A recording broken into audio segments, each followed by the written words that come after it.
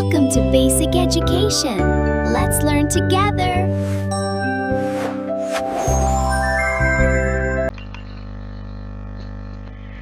তোমাদের বইয়ে 22 ও 23 নম্বর পৃষ্ঠায় 7, 8, 9 এই তিনটে অঙ্ক আজকে দেখব।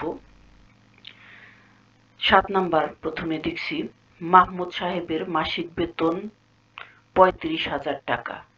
তিনি প্রতি মাসে 18,000 টাকা বাসা ভাড়া বাবদ এবং 15,650 টাকা পরিবারের প্রয়োজন বাবদ খরচ করেন। অবশিষ্ট টাকা তিনি একটি ব্যাংকে জমা রাখেন। তিনি বছরে কত টাকা জমা রাখেন? খেয়াল করো যে মাহমুদ সাহেবের মাসিক বেতন কত? 35,000 টাকা। প্রতি মাসে তিনি বাসা ভাড়া দেন কত? 18,000 টাকা এবং অন্যান্য খরচ করেন কত? 15,650 টাকা। তাহলে তিনি অবশিষ্ট টাকা ব্যাংকে জমা রাখেন। তা আমরা খেয়াল করব যে 18,000 টাকা এবং 15,650 টাকা এই দুটি টাকা হচ্ছে তার খরচ।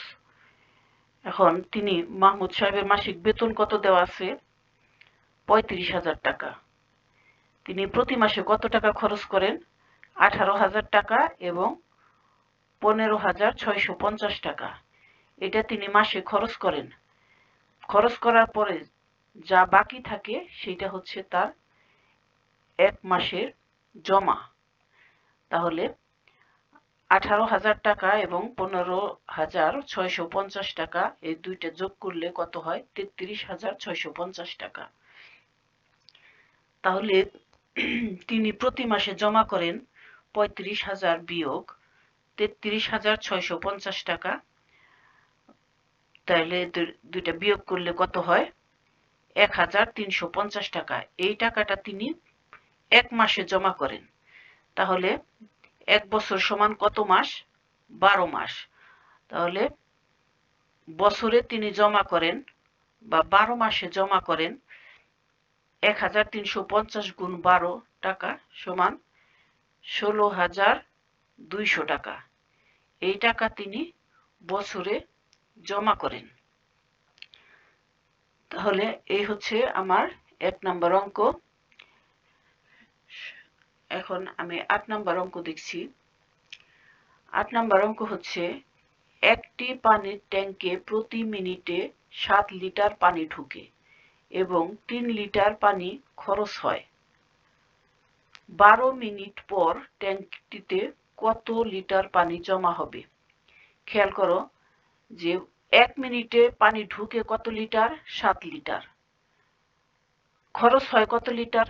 3 লিটার। তাহলে যেটুকু পানি ঢুকে এবং যেটুকু পানি খরচ হয় তাই এই দুইটা বিয়োগ করলেই 1 মিনিটে কতটুকু পানি জমা হবে সেটা বের হবে। তাহলে ট্যাঙ্কটিতে 1 মিনিটে পানি জমা হয় 7 বিয়োগ 3। 7 লিটার হচ্ছে জমা হয়, 3 লিটার খরচ হয়। তাহলে থাকে কত লিটার? 4 লিটার। এই 4 লিটার পানি ট্যাঙ্কটিতে প্রতি মিনিটে জমা হয়। তাহলে 12 মিনিট পর কত লিটার জমা হবে? তাহলে ট্যাঙ্কটিতে 12 মিনিটে পানি জমা হবে 4 গুণ 12 লিটার সমান 48 লিটার। এটা হচ্ছে আমাদের 8 নাম্বার অঙ্ক। 48 লিটার পানি জমা হবে। এটা আমাদের 8 নাম্বার অঙ্ক শেষ। এখন আমরা 9 নাম্বার অঙ্কটা দেখছি। 9 নাম্বার, আমির, হেলাল, ফাতেমা এবং জামিল 4 ভাই বোন মিলে তাদের বাসার জন্য আসবাবপত্র কিনতে একটি দোকানে গিয়েছিল। নিচের চিত্রে দেওয়া মূল্য অনুযায়ী 2টি খাট, একটি আলমারি এবং 6টি চেয়ার কিনল। মোট মূল্য 4 ভাই বোন সমানভাবে ভাগ করে দিল। প্রত্যেকে কত টাকা করে দিল? তাহলে একটা খাটের মূল্য কত? 16,450 টাকা। হ্যাঁ, খাট কিনেছে কয়টি? 2টি। একটি আলমারির মূল্য কত? 27,500 টাকা। আলমারি কিনেছে কয়টি? একটি। একটি চেয়ারের মূল্য 2,800 টাকা। চেয়ার কিনেছে কয়টি? 6টি। তাহলে আমরা খাটের মূল্য, আলমারির মূল্য এবং চেয়ারের মূল্য কত হয় সেটা আমরা আগে যোগ করব। যোগ করার পরে যে টাকা হবে সেই টাকা ওরা কয়জনে দিবে? 4 ভাই বোন মিলে সমানভাবে ভাগ করে দিবে। তাহলে অঙ্কটি কিভাবে করা যায়? আমরা গাণিতিক বাক্য আকারে লিখি। প্রত্যেকে দিল, একটা আলমারির দাম 16,450। আলমারি কিনেছে 2টি, তাহলে 16,450 গুণ 2 যোগ, এটা হচ্ছে খাট কিনেছে। এখন আলমারি কিনেছে কয়টি? একটি, 27,500 গুণ 1 এবং চেয়ার কিনেছে কয়টি? 6টি, তাহলে 2800-র সাথে 6টি গুণ। হ্যাঁ, এই মোট মূল্যকে আমরা কি করেছি? 4টি সমানভাবে ভাগ করেছি 4 দিয়ে। তাহলে আমরা দেখি যে 16,450-কে 2 দ্বারা গুণ করলে হয় 32,900। 27,500 একে 1 দ্বারা গুণ করলে 27,500ই থাকে। 2800-কে 6 দ্বারা গুণ করলে হয় 16,800। তাহলে এটা হচ্ছে আমাদের মোট মূল্য। ভাগ করে দিবে কয়জন? 4 জন। তাহলে এটা যোগ করে দিলাম, 32,900, 27,500 এবং 16,800। এই সংখ্যাগুলোকে যোগ করলে হয় 77,200, এটা ভাগ 4। তাহলে কত?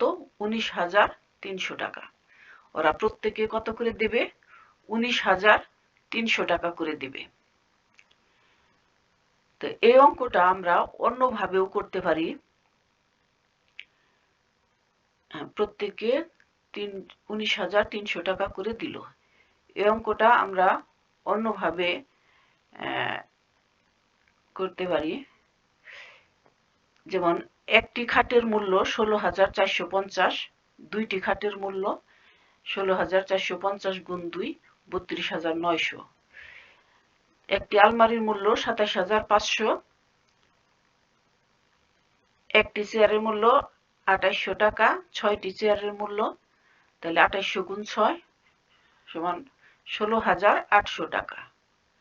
তাহলে মোট মূল্য কি দাঁড়াচ্ছে? 32,900 যোগ 27,500 যোগ 16,800 টাকা। তারপরে এটা যোগ করলে দাঁড়ায়,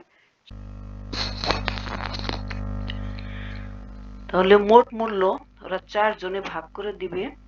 প্রত্যেককে দিল 77,200 ভাগ 4। তাহলে এটা ভাগ করে দিলে কত হয়? 19,300 টাকা। তাহলে ওরা প্রত্যেকে 19,300 টাকা করে দিল।